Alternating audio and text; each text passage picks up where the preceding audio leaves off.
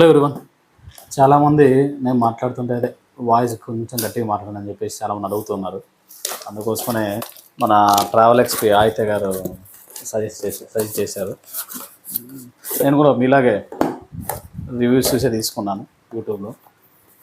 చూద్దాం ఇప్పుడు ఇది ఎలా వర్క్ చేస్తుంది అనేది. చూడడానికి చాలా బాగా ఇచ్చారండి ప్యాకింగ్ అంతా. మరి ఎలా వర్క్ చేస్తుందో చూద్దాం. వాయిస్ గట్టిగా వినిపిస్తే చాలు మాకు. అబ్బో,